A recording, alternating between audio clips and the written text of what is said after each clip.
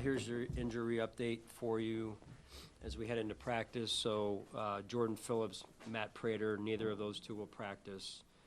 The rest of the group will practice. We'll open up Nicole Hardman's window, and he will practice today. So time's yours. How do you feel Christian's coming along, Coach? Thank you. Yeah, we'll see today. Moving in a good direction. I'll know a little bit more today, and then certainly tomorrow. Hey, Sean, you've got this year in your defense so many of these guys that have just aging veterans that have really stepped in for you and played well, guys that come back to the team. Can you maybe quantify how important that's been? I know you get the young guys, but these veteran guys have really kind of stepped up. Yeah, they have. You've got a group over here, as I mentioned, I think it was on Monday in the press conference, of big-time, experienced veterans, and you got a group of a quotient of young guys who are just learning what the NFL is about, right? First-year players in particular. So it's good to have some of these guys who can teach by example, number one, and then also get shoulder to shoulder with some of these young players to impart some of the wisdom that they've learned over the years just around the NFL, in our system, what have you. And some of those guys in this part of the equation are also, real tone setters for us and from a toughness standpoint as well. I don't know what else you can say about Josh Allen, but he seems to have worked himself back in the MVP conversation. Just reflect back to what you saw from him in 2018 and to be at 299 combined touchdowns and now an expected father and thrown up on the sideline and what have you. I mean, what do you make of this? This is awesome, John. This is awesome. Want to pull out the family scrapbook, and we can just sit down and kind of kumbaya and just page through every one of Josh's days and the journey here. You described it. He's a real human, right? And I say that because of some of the things he does, number one, that are up here, and then just overall, the human side to Josh Allen is, I also believe, what endears him, in addition to his play, to this community and to people, around the world, right? Because he's real, and I think that's refreshing in the day and age of, role models in the sports industry. So, some of the things he's done are unprecedented in terms of what a quarterback has been able to accomplish over the years and the ways he's done it and the way he, and most importantly right now, is leading our football team. So as I've said before, if you're a young kid watching Josh Allen, you see the jerseys around everywhere you go, and it's pretty cool to watch if you're a young kid growing up watching him play and how he's handled himself also off the field. In handling himself on and off the field, he seems to have accepted each challenge, whether it's marriage or what have you, and now fatherhood. How have you seen him or expected fatherhood? How have you seen him not get distracted by all these human things? He's done a phenomenal job.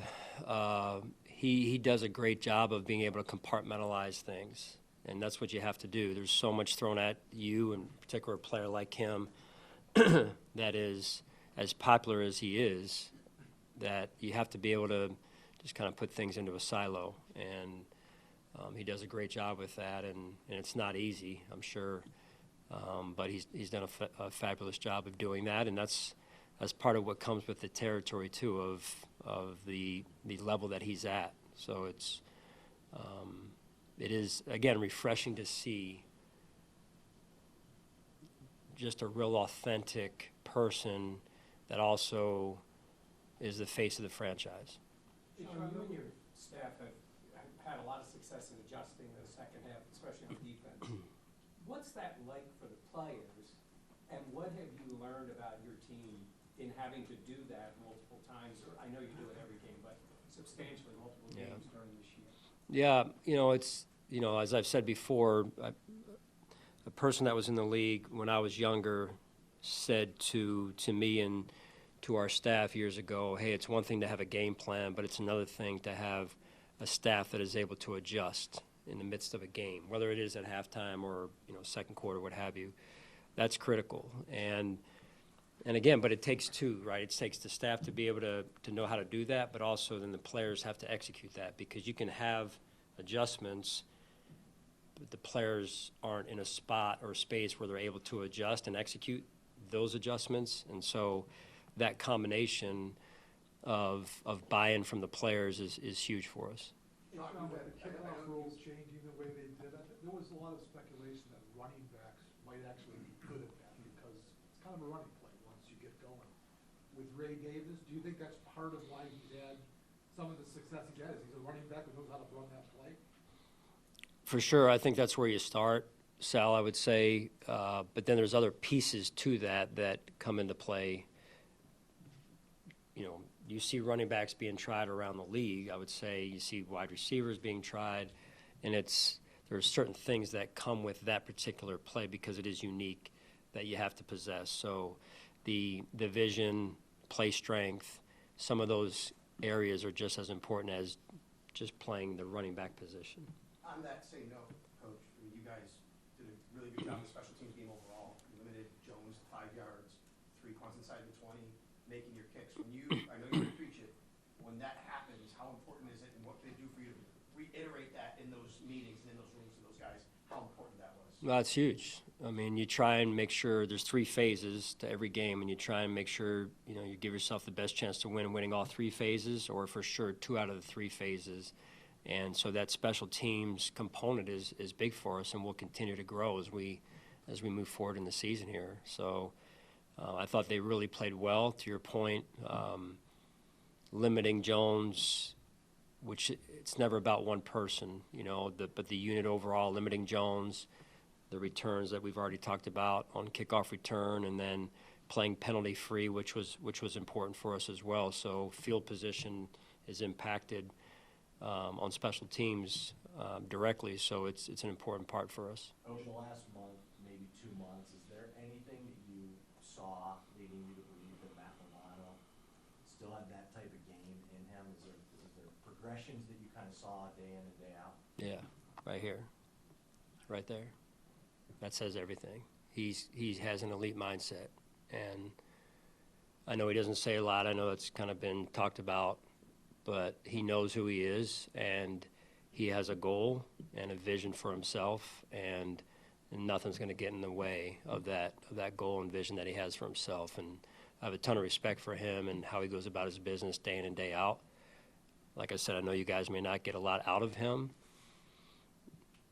and I think he's okay with, again, knowing who he is and how he carries himself, so I respect that. Sean, on Monday, Bobby was asked about this stat, the defense, allowing 31 or more in a game. You guys are actually 4-0 in those games, and his response was pretty blunt. He said, it's disgusting with us, to be honest with you. How do you view holistically where the defense is in terms of, you made key takeaways against Cincinnati that helped in the win. You've made these adjustments in games that we've talked about, including last week. But, that number of points is tough. It's tough living to continue to give up that many and still win. So how do you view, holistically where the defense is? Yeah, we're working to find the right combination of guys out there.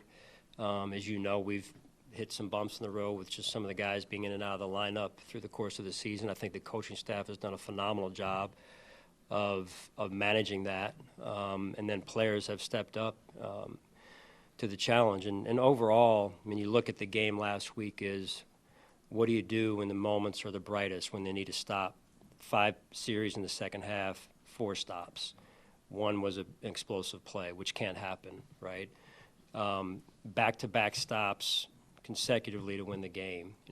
Stop them on defense, go on offense, have to punt the ball back with giving them a chance to win the game, stop them again on 4 downs. I think that really speaks to the mental toughness of our defense. That said, to your point, yeah, it's hard to win when you're giving up explosive chunks and they're scoring like they are. So we continue to try and spin the dial to figure out what's the best combination of players, of scheme, so on and so forth. So that's been the case pretty much most of the year. To your point, the takeaways in the second half, fourth quarter in particular, the Bengals game, I'm not sure we win that game without those 2 takeaways. So a lot of it's good, Jay. I know you want to focus on the negative over here. I'm going to stay focused on both ends of the spectrum because that's the perspective I have to have and how you get things corrected and we play our best ball. That's the goal moving forward. With your defensive background, how much do you appreciate what Miles Garrett has done so far? Yeah, special player.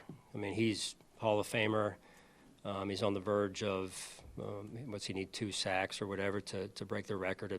That's a hallmark type of season, right? So you turn the tape on, you're watching crossover games, and Cleveland shows up, their defense, and overall they play hard, they're talented. They're talented up front, they're talented in the back end, in particular with the corner position, and it's a good combination. And then you watch him, and you're going, that's special, you know. So there's only a few people, if that have ever done that in the league. How do you prepare for special at that level? It's tough. I mean, there's only so many things you can do, right? You watch people who try and chip Miles, and you're going, and I'm watching the same, you know, tapes that I mentioned earlier here to John, and you're saying you can chip him. You can almost put sometimes 3 people I see on him, and he just runs through it all. You know, he's just powerful, big, explosive, fast, has a feel for the game. So, yeah. Sean, Josh, you need to take a few more downfield shots last game. I know every game's different just based off the opponent, but what can work for this offense when you get the downfield passing game going? Well, it's a combination of efficiency and explosiveness together. That's when any offense is at their best. Can you be efficient and yet explosive at the same time? That's the combination that you want. So horizontally is important, but also vertically as well. So you want to be able to have both ends of that. When Trey signed, and you do this a lot for your players, like make sure to set expectations where they should be. And I remember you saying, like, there hasn't been a lot of guys that have come back off 2 injuries like this. And setting that going into the season, has he even exceeded your greatest expectations for what this could look like? Oh man, he is. He's this past week in particular. He really did a great job of playing at a high level.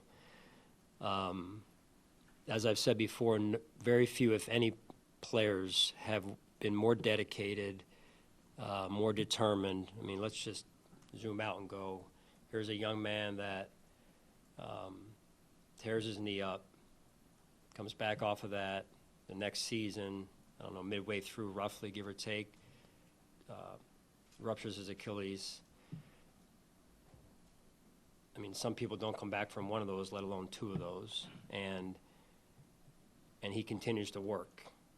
So it's a great example to me for other players out there who may be going through something similar, or young people who go, all right, the deck is stacked against me. What am I going to do? You know, and he has continued to work and push and push and push, and you're seeing that, right, in full color, in particular this past weekend. So we're all super proud of him, and just, you know, proud to just watch it unfold. That type of work ethic, that type of resiliency.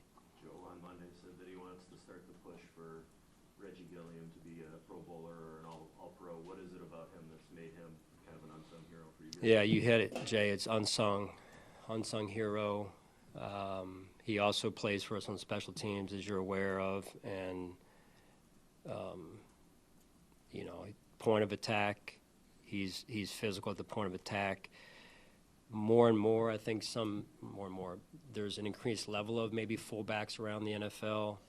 Like I've said, things evolve and kind of go in circular fashion here. What goes around comes around. So they went out of style for a while. Now I think they're coming back. Reggie has done a really good job for us, and he's a true team player.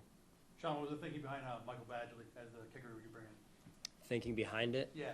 Well, we didn't have a. Well, I understand that part, but like, why him and not someone else, I guess? Well, I mean, we like anything, we do a tryout, right, and we just do a workout and we see how it looks, and you know, he comes with some experience, and he handled the workout well. So it was a good workout overall with the 2 kickers we brought in. Tough decision, but we went in this direction. What have you made of what you've seen of Shedeur Sanders so far? Good player, good young player, off to a great start. You know, dangerous with the tool set that he brings to the table. You know, and he's done a great job. I think their offense has actually ratcheted up since he's been under center. So that'll be a big challenge for us. In your opinion, what makes James Cook's vision elite? Not just to find the right hole initially, but to find comeback lanes, et cetera. Yeah, I mean, it's similar to the question about Ray and what makes Ray good in the kickoff play. You have to have vision. Either you're a burner and you don't need vision, you can just, a seam like this wide opens up and you go and you're through it, or there's a combination of, hey, I got speed, but I also have an ability to see something before it actually happens, or to have wider vision. The landmark may be here, but you can feel and sense out of your peripheral vision where the thing's actually going to be in a split second later, and then you go there. So that vision's huge. James has it as well, and I would say Ty does also. So our three backs do a really good job with that. All right, thank you, guys. Does having a chance to clinch a playoff spot ever get old? Does it ever become old? Old. No, I mean, I think that's obviously to accomplish everyone's main goal, got to make the playoffs. And giving yourself a chance to win the lottery, that's your ticket right there, is getting into the playoffs. So I honestly don't know what the chances of us clinching or what, like, I haven't looked any of that up. All we're focused on is trying to put a good week together and a good game plan and play against a really good team. You need to win, and Indy or Houston needs to lose. Okay. Yeah, I mean, I think the main part there is us win. So again, no easy task every week in this league. I mean, everybody getting paid to do the same thing out there, and you know, this is a really, really good defense that we're about to face, and it's going to be all hands on deck. Josh, I know what you just said, you're not paying attention to too much outside of it, but Myles Garrett does have a chance at setting the all-time record. For you to be the quarterback, then that record would need to be set against. Have you thought about it at all? No, I haven't thought about it. I do like highlight tapes, but I don't like being a part of other people's highlight tapes. I mean, he's an absolutely tremendous football player. He's one of the greatest of all times. And yeah, I mean, he's a force to be reckoned with, and we got to be ready for everything that they can throw at us. But you have to be aware of where 95's at all times. I mean, he's the biggest guy out there. He's the fastest guy out there. His ability to get off blocks, his motor is higher than really anybody else that you'll ever play. He can beat you with speed and power. I mean, he's just the all-around football player.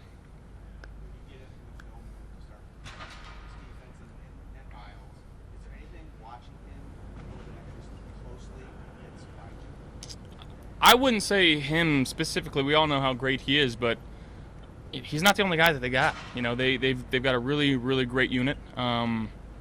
Got a really good secondary. You know, two of the top corners in the league. They got one of the best rookies playing their linebacker position. So yeah, you got to be, like I said, all hands on deck, and it's going to take every single guy to go out there and accomplish what we need to accomplish. Can you put into perspective, you know, what these 8 years have meant to your life, how you've grown up, and how you compute before and after, during the 299 touchdowns, and now being expected. I mean, yeah, I guess it's like the evolution of life, and I consider this place my home. It's where I've done a lot of growing up, and it's a place that I'll raise a family here. You know, it's really cool. Could you, and congratulations. Thank you. Could you, I mean, there's no way you could envision that. Yeah, I mean, envisioning at 2010, I was just trying to, figure out protections and how to throw the ball correctly. And we've come a long way. Obviously, it's been a small army helping me, and there's so many different people in my life that I'm thankful for and owe a lot of credit to.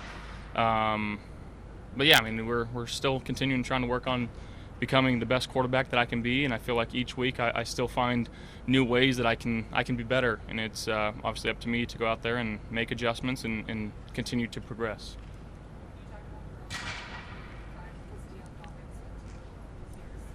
I mean, he's been my my rock, I guess, right? Left tackle, one of the guys that I can rely on, you know, every single day. The energy that he always brings, the personality. It's always been the same person, and he goes out there and he's one of the best, if not the best, left tackle in football. And you know, we got a big task ahead of us this week on that left side, but no one that I would you know, rely on more than him. And you know, I feel like he's a guy that I fully trust. Josh, what have you seen from Matt Milano in the last month or so in practice as he continues to kind of build up and get back where he was? Yeah, I mean, he continues just to work hard. Obviously, his road over the last few years, it's been a long one. It's been some ups and downs. You know, we're just happy he's out there playing Matt Milano style football and helping our defense and helping us win games.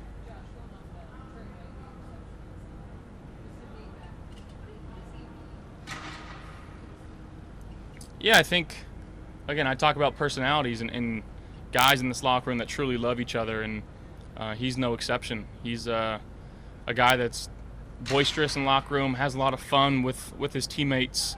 He shows a lot of love to everybody in the locker room.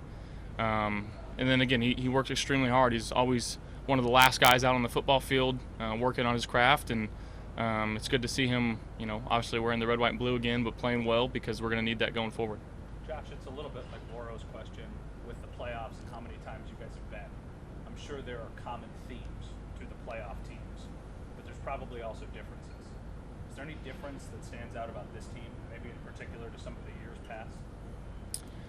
I mean, I feel like this team throughout the season, we've been pretty battle-tested in terms of being in some close games and some tight games, and we've found ways to win some. We've lost a couple, but I feel like we've learned a lot from those losses. But this is an extremely tight unit. You know, we do practice what we preach when we say we love each other, and we care about each other, and we don't want to let each other down when we're on the football field.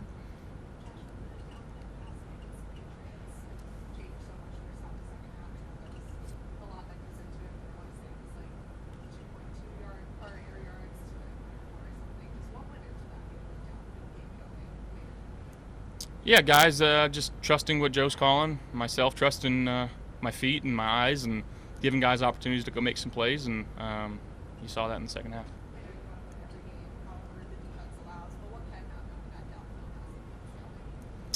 I mean, it forces teams to really think about, you know, every inch of turf out on that field.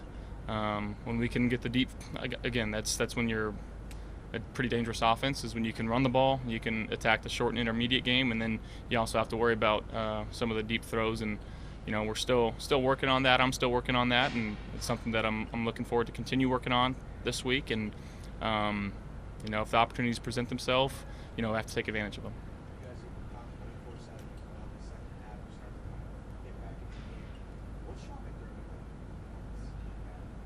Yeah, I think he fully trusts his team. You know, he really allows us to have the keys to drive this ship, and he's very calm, you know, but he's also very, you know, supporting, I would say, and going out there and giving us, like I said, the reins to go be ourselves and play the game of football free.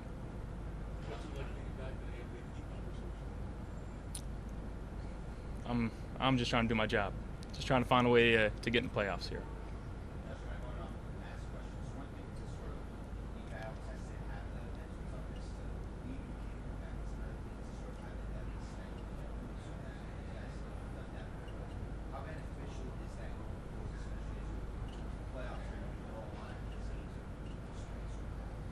Yeah, and I'd say too, the teams that I feel like we've done it against are really good football teams, and you're going to need that going into the playoffs, because once you get in the playoffs, you know, everybody's kind of on even playing field, and everybody's good, right? Like they're all feel like they're playing at a high level, and it's no different for us. We want to feel like we're peaking as we're going into the playoffs, and you know, it takes everybody in this locker room, takes everybody in this facility to feel like we're doing that. I feel like we're close. I feel like we've still got some things to work on. Obviously, we want to start faster in these games. But yeah, I think we're playing good football right now. I think there's still some more stuff that we can unlock. Josh, earlier this week, Joe said, I'm sorry, I couldn't hear you, I'm sorry. Joe said that you live in a world now where defenses are so complex. If you just go through your progressions, you'll be okay. You don't have to worry about post-snap, all the different things that happen. Have you seen that kind of where defenses are just trying so many different things, you just have to kind of trust your guys and be where they're supposed to be and go through your progressions to get there? Yeah, I mean, you can have a plan going into the game and watch every evidence of film that you want to watch, and once you get into the game and defenses are doing different things and you haven't seen on film, and kind of throwing stuff at the wall and seeing what sticks. And I feel like that's when, honestly, when we play at our best is when we're not really caring so much about what they're doing. We're calling our plays, and we're doing what we need to do and focusing more on ourselves than what they're doing, because again, we got guys that are extremely smart that can find spots and zones. When we can run the ball extremely well with James Cook, it opens up so many different opportunities for us. And yeah, I mean, I think it's just trusting the confines of what Joe and the staff have put in throughout the week, and just going out there and executing each and every given play.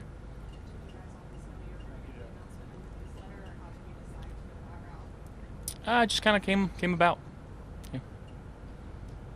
Awesome. Thank you guys.